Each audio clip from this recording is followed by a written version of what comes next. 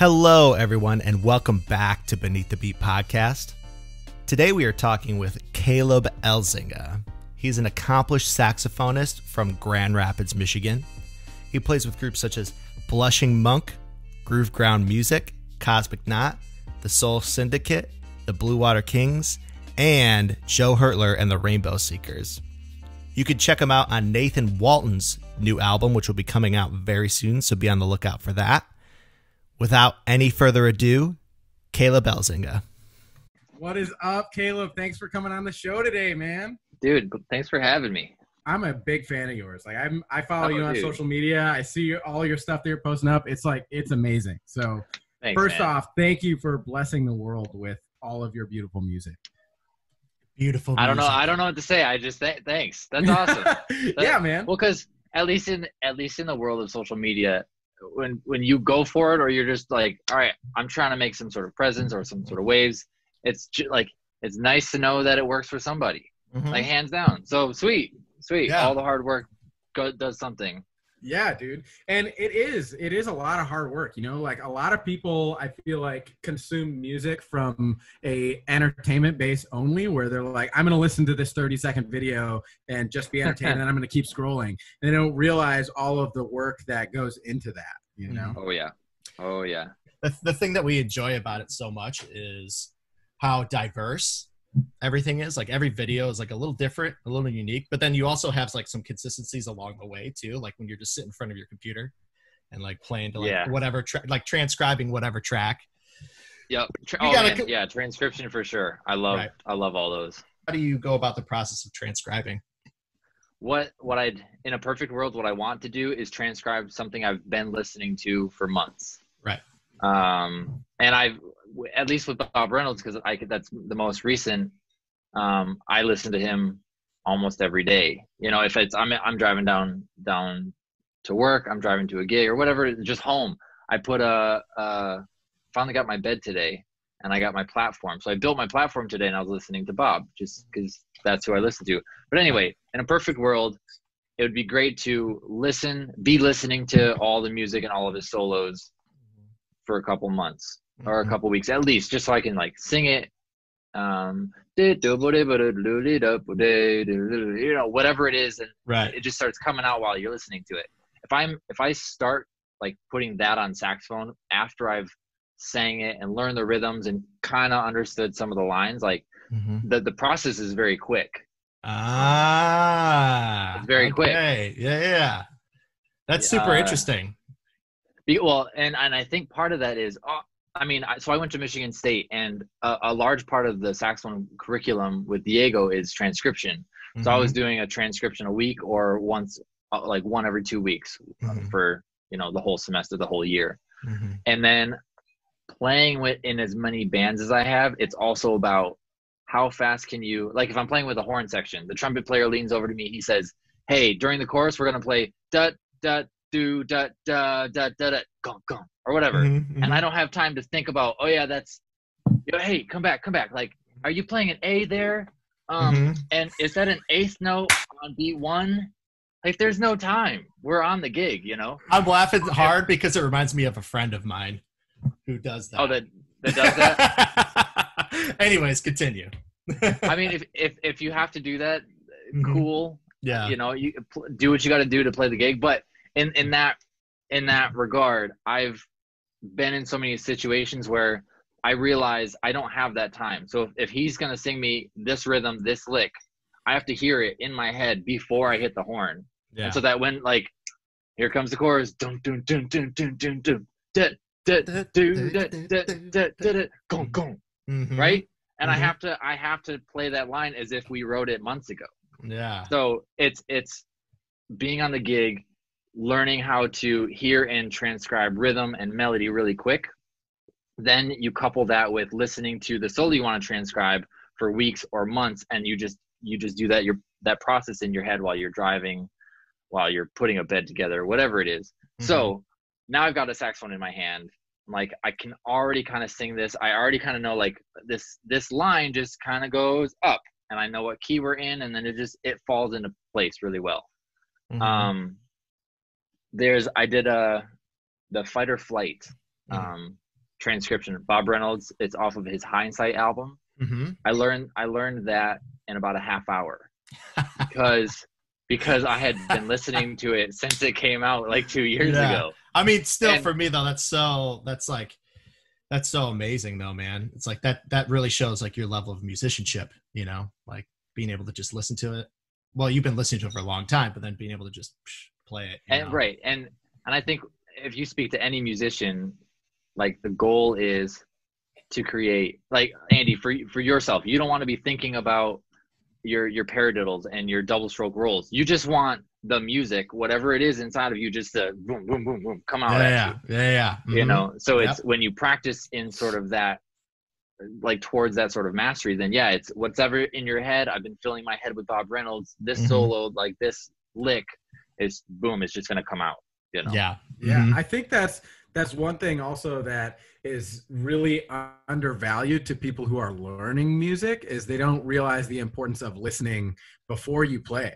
You know, it's like that's everything. Because if you don't have like a concrete idea of what you want everything to sound like before you grab the instrument, then you're just grabbing the instrument and banging it around. You know what I mean? Like it's such an important thing. And if there's one message that I know for me as a musician that I could get across to any of my students or anything, it's listen. Because that'll feed you through whatever you want to learn. If you listen first, you can sing it first. That's everything, you know? Yep. So exactly speaking of transcriptions, this is one of my favorites, dude. Okay. So I'm going to share the screen now. Here we go. I never got my mic to work, so.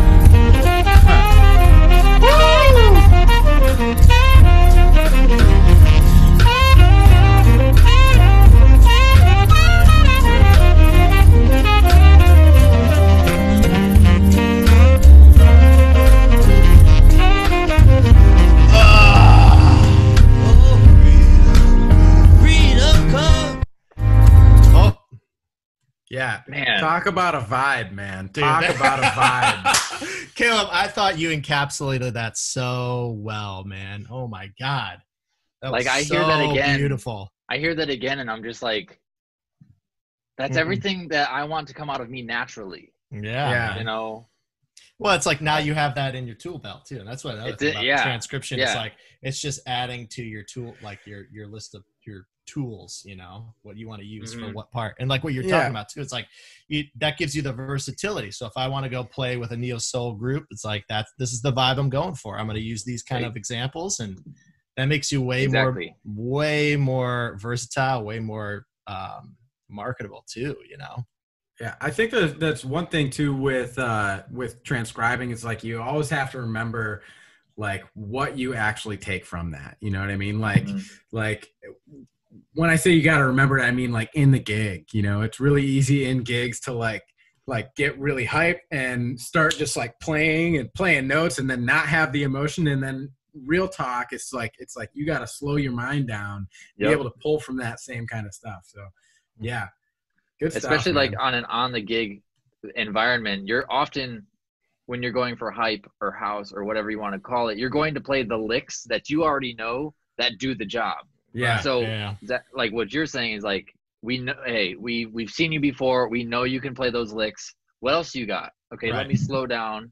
Let me reach into like what I've been working on.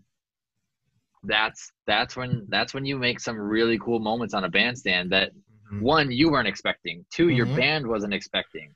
And when you surprise your band, the whole level goes up. Oh yeah. Yeah. Only imagine all of the stuff that happens in paddle bots.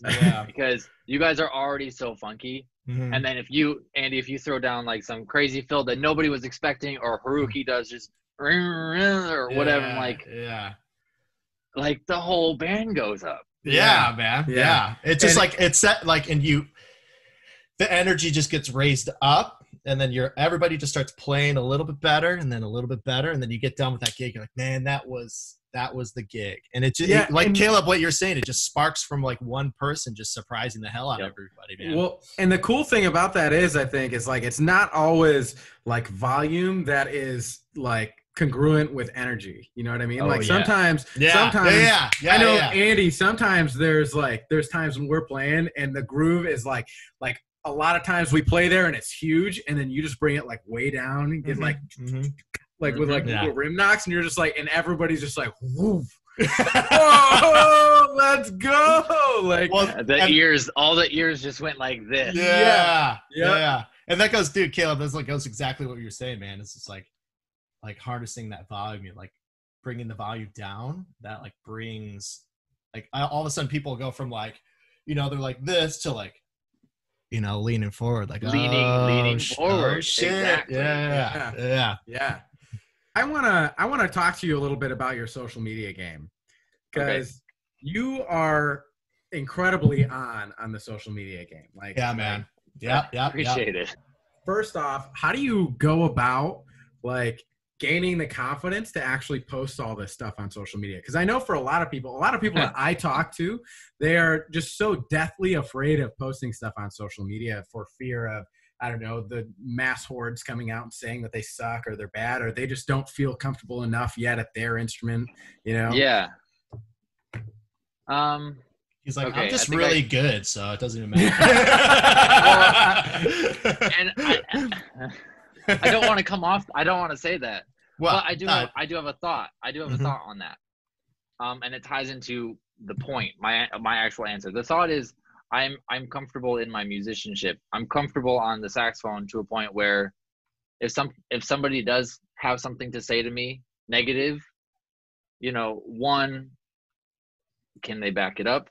And I'm not saying this to antagonize anybody, but sure, where if it's just a troll, it's just a troll, and grow thick skin, because the world is going to be that way. But I know, based on my own experience and how I feel I'm accepted in the community in the sense that I know how to play the saxophone, and that alone, that confidence of, should I post this? Should I not post this? I feel comfortable when I post saxophone stuff that it is good. That being said, I'm also one of the people that take 50 takes of either the video or the audio, because I also realize like the horde. I know the horde is out there, It's on Instagram somewhere. I posted this. I took a picture of my camera roll after I did a thing, and the phone's this big or whatever, and you've got the same. You see this. You've all had this. It's the same. It's the same you, right? In the same shirt, and it's like 50 of them. Yeah. And I screenshotted that. And I posted that because at the time, like this is pre-COVID. This is like January, February, whatever. But it's wintertime. Everybody's depressed. Everybody's just like, I can't do this. I'm not making it. And I wanted to be part of the social media game. Is one, it's a game, yes, but people want to communicate and connect with people. We don't want to connect with not people. Right. So it was in that thing where, one, it was, look, this is, I know I post this level of content and I will continue to do that kind of a thing.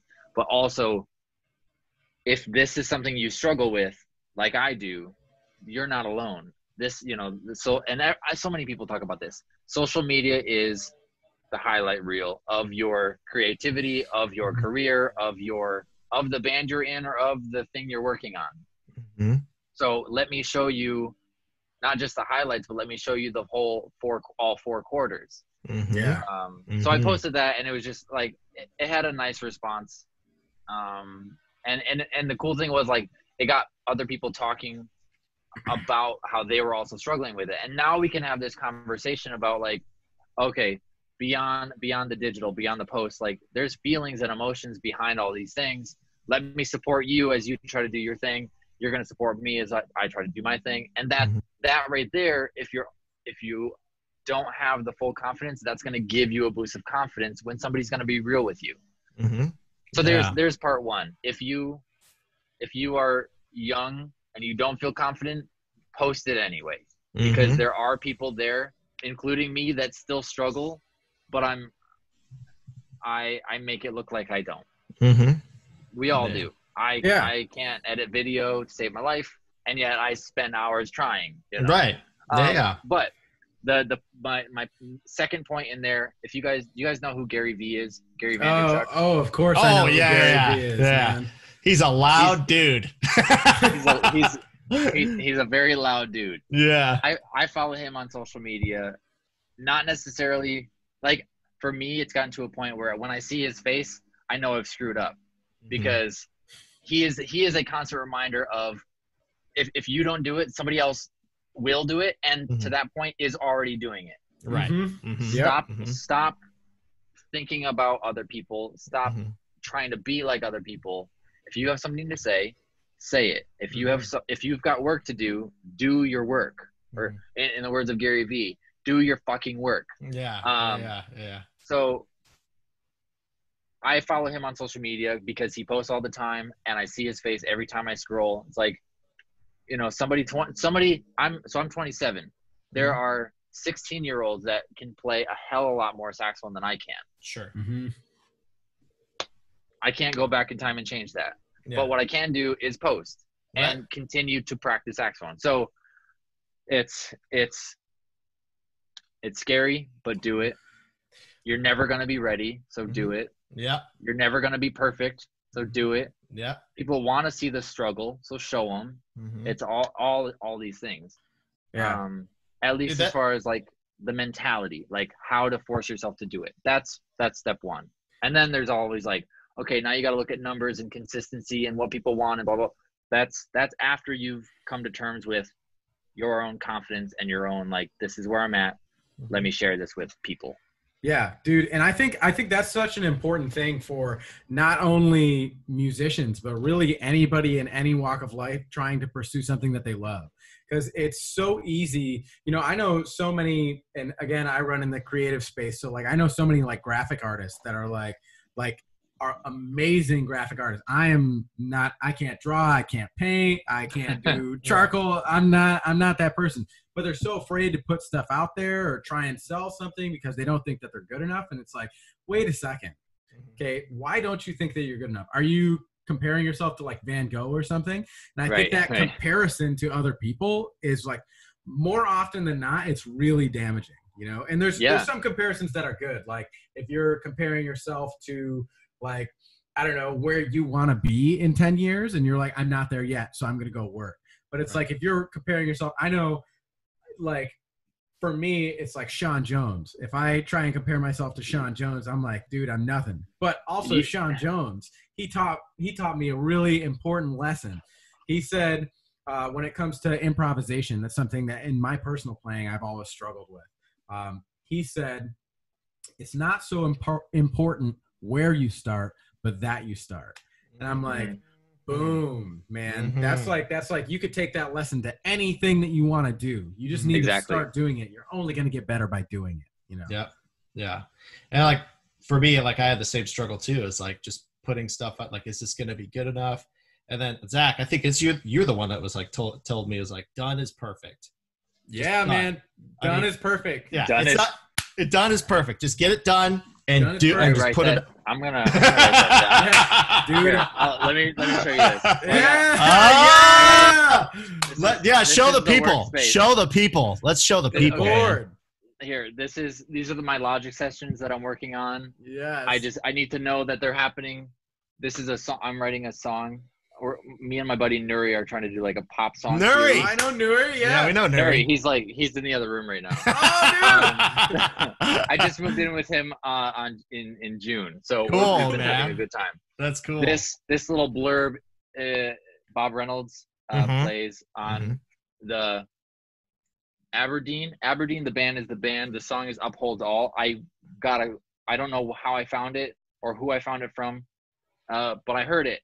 Or it's just like, yeah, Bob Reynolds was on this, and I went and checked it out instantly. But I had to like remember. There's a guitarist from Argentina that I have to do a collab with. and I'm excited for it. I just haven't gotten to it. So it's here. This used to say Nate horn charts. I just wrote and recorded 10 original horn charts for Nate Walton. Yeah. We wanted to talk about that a little bit too. Yeah. His new band. Yeah. Mhm. So that was on my list. I needed to write 10 charts. So I started TikTok. These are some TikTok songs that people wanted me to play. The TikTok game, dude. The TikTok game. So they're there. These are books I just bought. I got Democracy in Black, White Rage, Death of a King. And I didn't buy that one. But in all of the social, I think I couldn't find it. Mhm. What do I have here? I got so I got these two.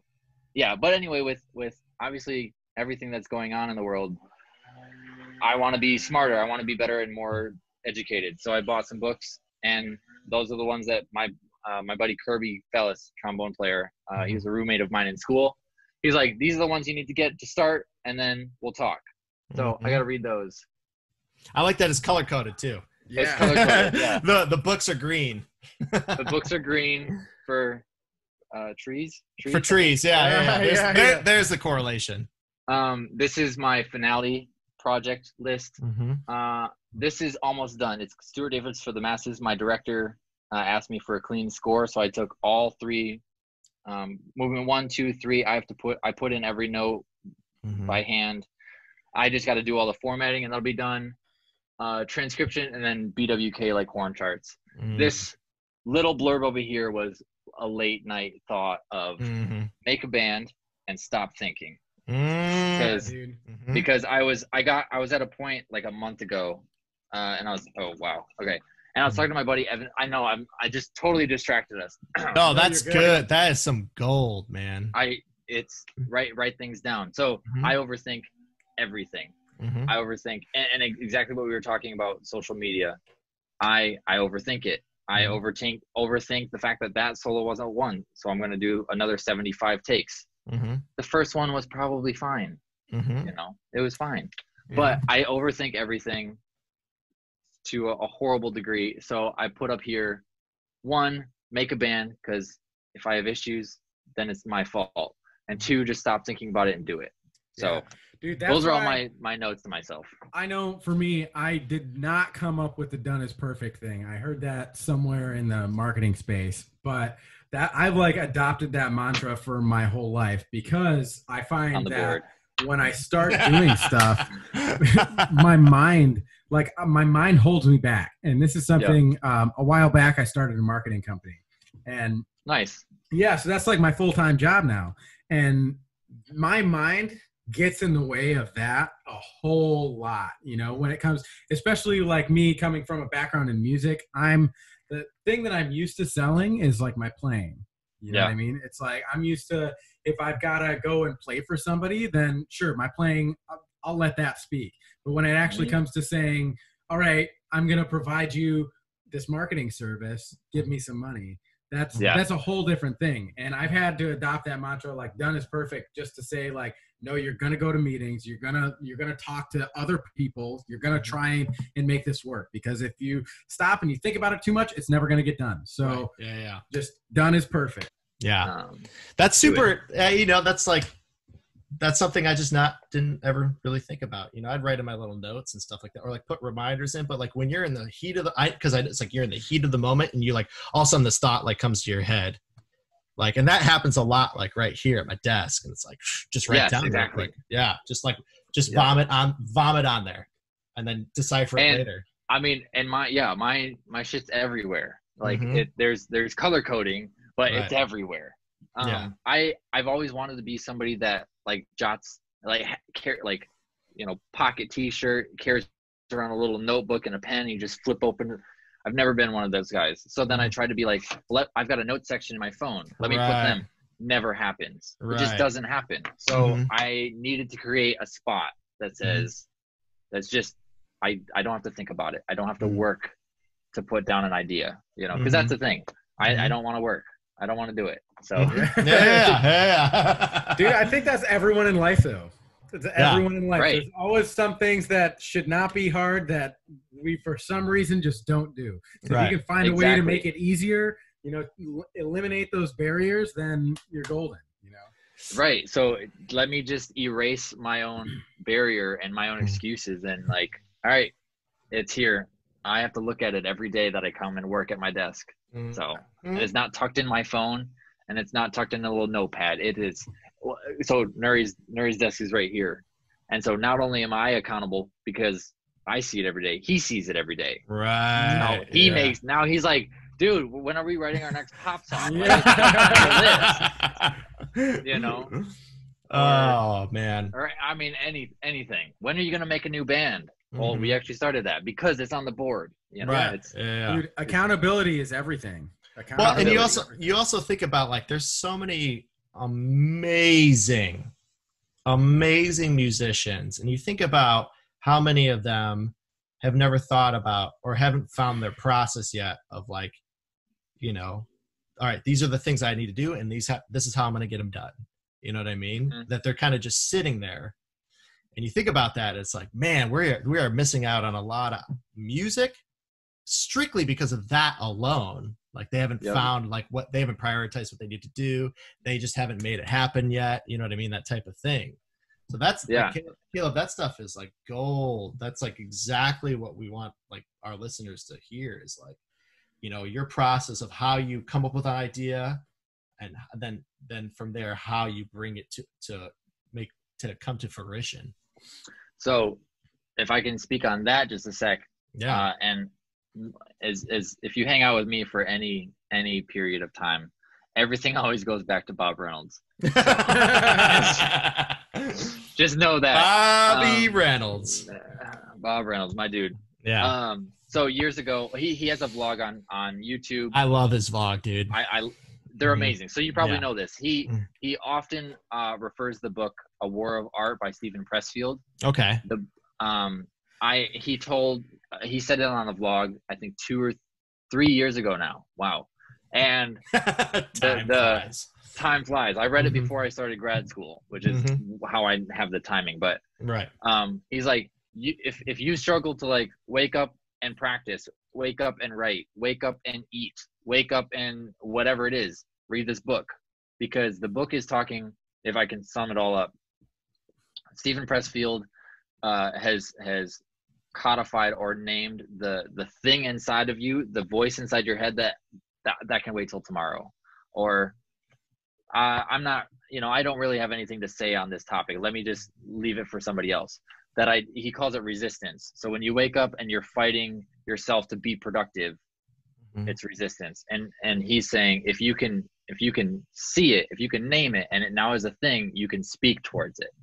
So now that we know we have this thing, this voice, and now it has a name called resistance, now we can work towards getting around it. It's you can't walk around an invisible boulder, but you're gonna run into it, and then you're gonna just continue to run into it because you can't see that it's there. When you color it in, when you give it a name, it's like, damn, that's a boulder, let me go around it. It's so the book talks about that. It's in 3 parts, like identification, how the pros deal with it, how you can deal with it. So in terms of, if you have an idea and you're struggling to put whether it's content, or you want to write a book, or you want to start a cooking show, read this book, try to just incorporate some of these ideas into your own thing. What's the book called again? A War of Art. A War of Art. Yeah. By Stephen Pressfield. Put that on Amazon, my Amazon wish list right now. Yeah. It is, and it's a quick read. It's not very long. Oh, cool. Yeah. It's to the point. It gives you examples. It shows you examples of how other people do it. He gives a lot of his own, like, personal struggles because he's a writer. It's awesome. And part of, like, the reason that I gravitate towards Bob then, in the way that he reaches and looks for information that can help him do that, is he's also a perfectionist and struggles to put out music, struggles to put out anything. I'm not just saying this as an outsider. Like, these are his words. Like, he will sit on a project for a year, 2 years, 3 years, because he doesn't think it's good enough. Yeah. And then it's not until he sets a date in the calendar that says, I am releasing this project on March 20th. That's when he's able to get all the pieces in order to make that release happen. If there's no date in the book, it just gets moved back and moved back and moved back. So if you're looking for like Andy, you know the vlog. If you need insight in how to manage your time, check out Bob Reynolds. Check out his vlog.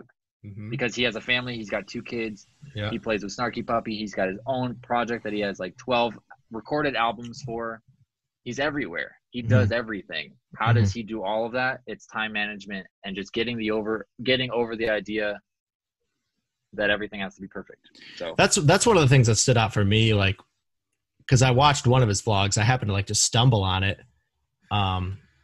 And then that instantly stuck out for me. It's like, that was one of the first things he talks about. It's like how he just kind of manages all of his time. You see like on his desk, he's got like a bunch of like just sticky notes everywhere and all that stuff. It's like, but like he talks about it and then, so then I'm like, okay, cool. And I like click on another video. It's like, okay, this is how I approach going to this gig, or this is, he just like the life of a working musician. And that dude works at that level. Yeah. At that level. Yeah. How do you play with, who did he? Larry Golding? Was it Larry Golding? Keyboard player he just did an album with. I believe that's his name. He was on tour with him while like writing an album with Snarky Puppy. While planning a European tour for his band. Yeah. Like all at the same time. Yeah, he plays with Jay Jennings too, doesn't he? Yeah. So now, right, because he's got so many of those videos where the band comes over for rehearsal. How do you fit all of that in a day and not explode? How do you not explode? Yeah. Dude, time management is key. And one thing that I've realized with time management for me personally is that like nobody can tell you how to make it work. You know what I mean? It's all about like learning different ways, different tips and tricks from different people and meshing it into one way for you. Like I know for me, one thing that I do is, so I have my trusty notebook. Shout out to my girlfriend, Taylor. She got this for me, which is a beautiful, beautiful notebook. But so Taylor. I make my like to-do list every day, but then I also have a Google Doc that I put my top 3 priorities for the day. Nice. So I make them the night before, and those are like, these are things that non-negotiable, no matter what, these are the first things that you have to do. Like, that's it, you know? So, and those are like a mix of different things that, you know, people have told me to do along the way. I've tried so many different things, but that's, you know, you got to find something that works for you. Right. And exactly. to kind of go off of this topic too, it's like I recently figured out a method that actually works for me too. It's like I do use my phone, but I do so I use the reminders app. Yeah. And then, you know, for a long time, I'd be like, okay, so I'm just going to like put it in categories of like, okay, things I need to do for paddle bots, things I need to do for, you know, lessons, things I need to do for the school I work at, things I need to do for blah, blah, blah. And that just like wasn't working for me. So like I recently was like, okay, things that I can do real quickly, like things I can get done within like 5 minutes, you know? And then and then my next category is like things I can get done in an hour. And then the next category is things that are going to take me a little bit more time. So I can wake up and get like 2 things done like that. And then and then from there, it's like, okay, now I'm going to do one thing that might take me an hour, you know? And then from there, then I work on then I work on my project for a little bit. And I do that every day. Also in the way lists work is once you do 2, it spirals. Yeah. So, Andy, if you can set up like this takes me 5 minutes, check. Yeah. Check. I got 2 done. All you want to do the rest of the day is check things off. Check things off, man. Yep. That's all you want to do. Yeah. That's huge. That's really great. And I think that's super important, like, as a working musician, like, you know, trying to create a living for yourself, is like just having a way to just prioritize everything and just get them done. And then after that, then the hard work pays off, man. Then you can just focus on doing what you do. Focus on your playing, man. Yeah. Finally, Yeah, that's under my lifelong journey category. Right. Lifelong practice. Yeah, I actually block out in my calendar every day. I have my lunchtime blocked out because I find if I don't actually block it out, I will not eat. Like I'll go literally all day without eating if I don't actually force myself to do it. I've got reminders that come up and say, "No, dude, go eat. Go eat something." Yeah, because like that's something also when I feel like, particularly for me going through music school, was something that I like ate like crap. And I know that affected everything that I did because the food is the fuel that's going to get you through, that's going to make you productive. And if you don't have enough fuel in your tank, no matter what you do, you're just going to be banging your head against the wall. You know, eating is so important. Yep. Yeah. If my mom ever hears this podcast, she's gonna be yelling at me because I'm like you, and yet I'm saying yeah. Hot dogs for breakfast. Oh, well, okay, fair enough. What's funny is I ate 2 hot dogs right before this call. Yeah, dude, but that's quick all I and ate easy, today. man. That's all I ate today. Yeah, Mom, I'm sorry, Mom. So be on the lookout for our next podcast, Nutrition as a musician. Nutrition as a musician. Featuring So Caleb. Not Caleb. Who is the anti-Caleb? I want to ask you, this project that you were working on with Nate Walton. Yeah.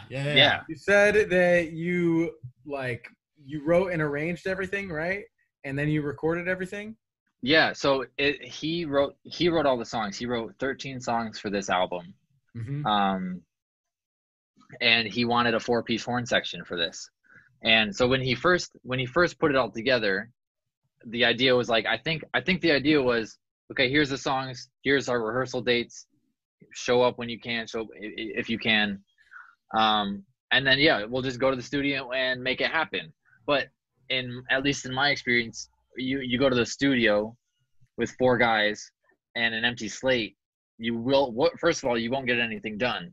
Right. Secondly, the thing you do get done probably won't be good because you've got, and just tensions. You've got 4 guys saying like, I want to play the F. No, you play the F. Well, I need to play the third above, and it's too late. Especially when you're in the studio and you're paying for the minute. Yeah. You cannot do that. Right. You cannot do that. Yeah. So I called Nate about a month and a half ago. About a month and a half ago. And I was like, hey, so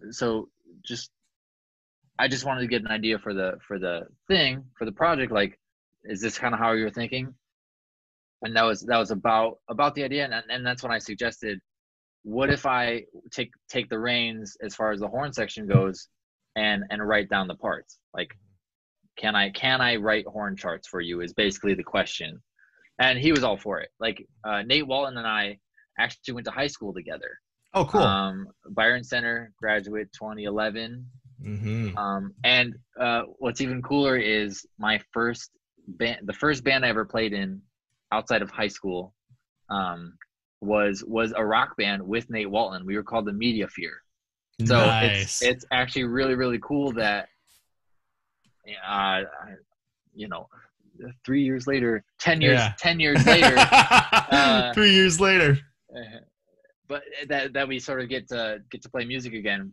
Mm-hmm. And so I knew him. I knew how he sounded. I knew the music he was writing.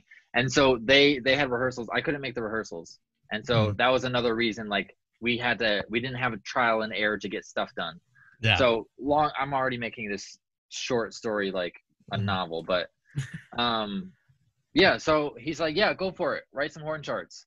And then I jumped on Finale, and for a month and a half I was writing. Usually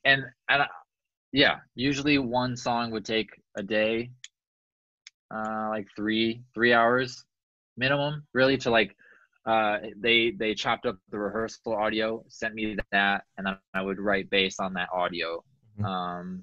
I'd write it out in Finale. We did so the horn section was trumpet, alto, tenor, bari, saxophone, Austin Hunt, Jace Fredericks, Mason Vilo, I think it's Vilo, and myself. wrote horn charts for it. Nate wanted to like get a feel for him, so I would throw up the rehearsal audio in Logic, record just like the trumpet line through there, like, hey, these are kind of the rhythms we're playing, and then we'll hear it all harmed out for the session. He's like, okay, that's cool. Send him. I think I haven't really stopped for the last 2 weeks as far as like gigs, shows, places I needed to be, and writing. So the last couple I had to pop out. I think I did 5 in a week, which turned out great. Everything turned out great, but I should have done more upfront. Anyway, that's the whole time management issue. For sure.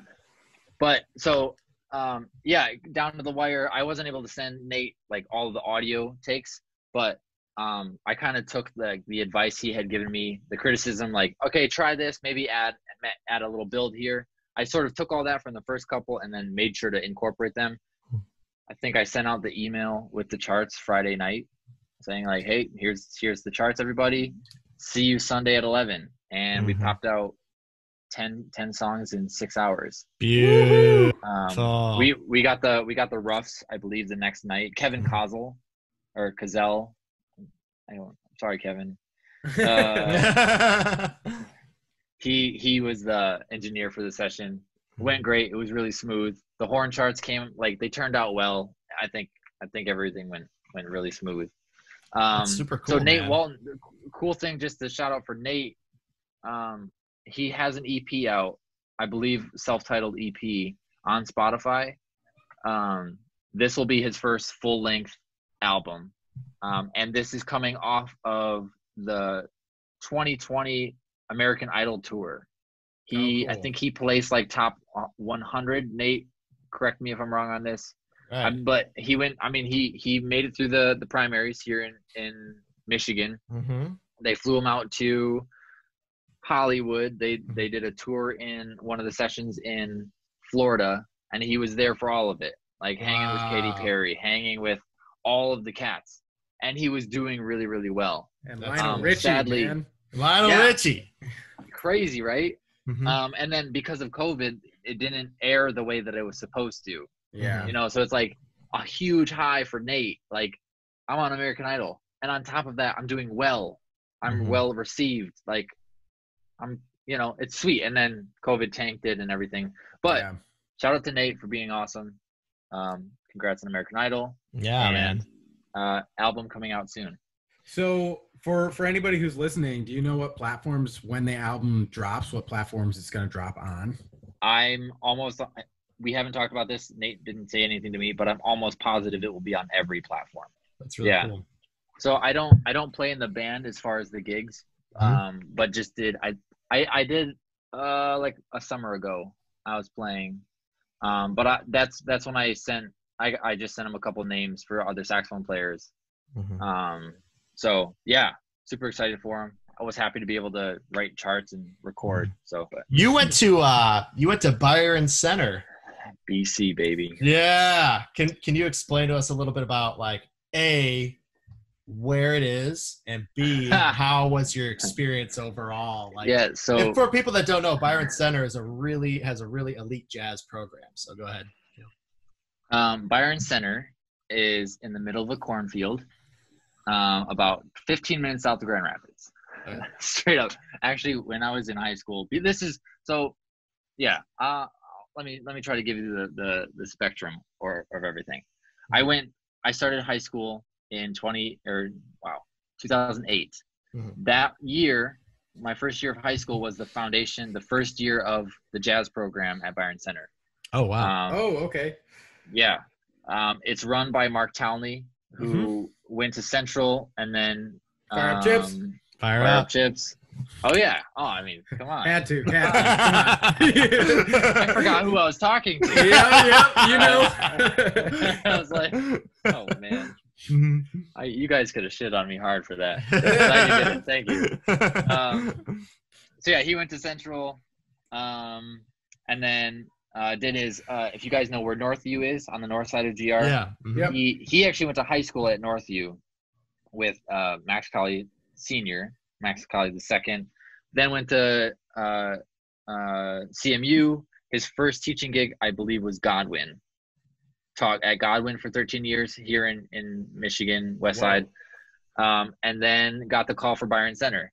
So his second year at Byron Center was my freshman year. So the second year was when the jazz program started. And if Mark Townley is a brilliant human being. He has lists on lists of the things he wants to get done today, tomorrow, in 5 years. He's all about 5-year plans, 10-year plans. Like, let me work. He's amazing. He's amazing. Anyway, he built the program. I was in the jazz orchestra my first 4 years, and the biggest thing about Byron Center that they talk about and try to instill in the music students is community or community and not sacrificing your values, whatever they may be. So as far as the jazz program, the reason, at least Mark ties it into this, the reason it sort of blew up and grew the way that it did was because of the community that he was able to build in instilling, like, do my students actually listen to jazz? Zach, what you were saying is, like, if the fastest way to grow musically or to have any opinions on music is to listen. That's where we get all of our information. So now you're trying to take high schoolers who have never heard jazz before and make them sound like the Duke Ellington band. The only way you're going to be able to do that is get your students not just to listen to Duke Ellington, because as any high schooler, they're just going to do it as an assignment, turn it in for a grade. You have to get your students to listen to the music and love the music and appreciate the music and actually listen. So it was me, my buddy Luke Marlow, who actually now teaches at Comstock Park.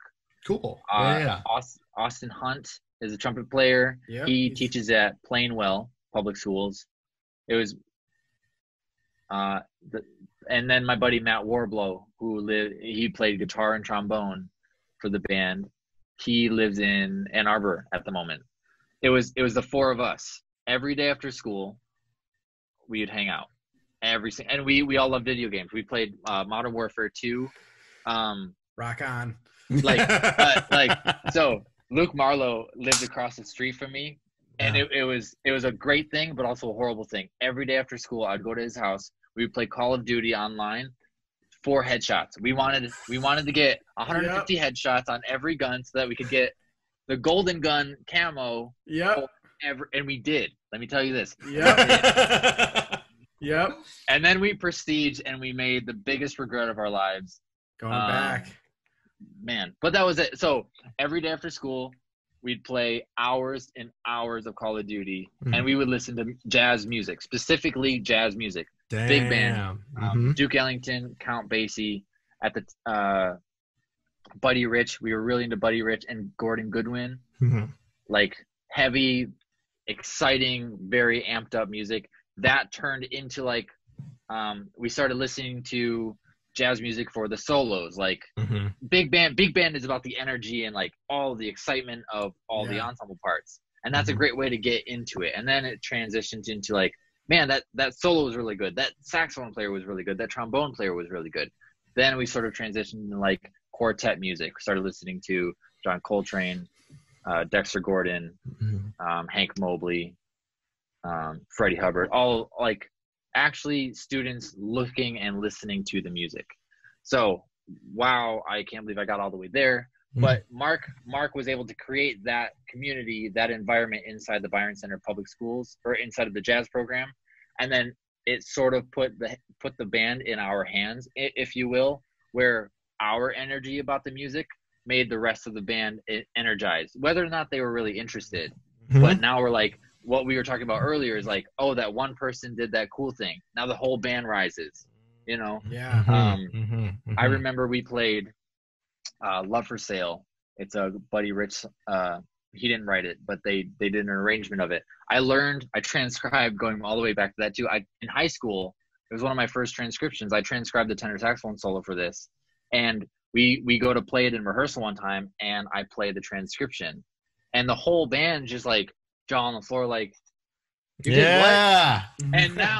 And And now it's all, I was excited enough about the music, about jazz, where I went and did that. Now I'm surprising the band. Now the whole band is on another level. And then that was the creation of it. Yeah. And year after year, it's like, can we keep that going? And there's been really great students that have come through there. And Mark has just done a great job about continuing to feed that fire in them, to the point where now 2016 and 2017, the Byron Center Band went to the essentially Ellington competition in New York. Top 10 bands in the U.S. Send in recordings of Duke music or whichever special guest or artist of the year, and the faculty, the Jazz at Lincoln Center faculty, those musicians listen to them and invite the top 10 to come in. Last year, actually, 2019, we made it again. Byron Center made it. So we were going to go to New York in May, and then COVID-19. Yeah. So we didn't go. But either way, the fact is, the band didn't just make it there once, didn't make it there twice, has made it there 3 times, because probably going to make it another time too, man. Hopefully. But it starts with, it started with Mark. Mm-hmm. Mark has had the vision of essentially Ellington, just as that example, since he started Godwin. Mm-hmm.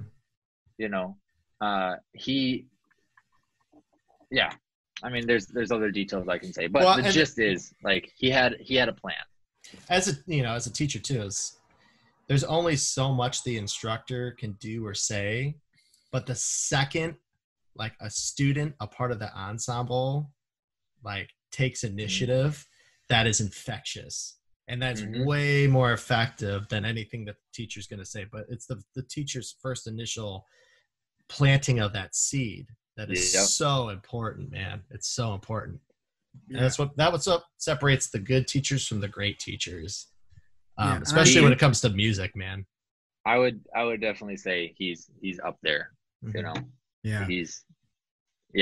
And I work at Byron Center Public Schools now as a parapro for the band program. So That's see cool. him, and I see him every day, and I'm sitting in his classrooms, while he's teaching, and I'm not seeing it from a student perspective. I'm now seeing it from, I've been there.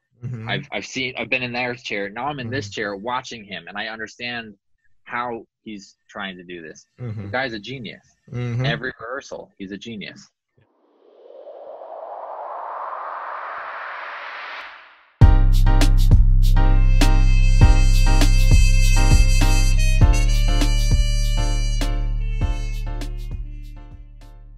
And that concludes part 1 of our interview with Caleb Elzinga. Stay tuned January 7th at 11 a.m. for part 2. Thanks so much for listening, guys, and we'll see you then.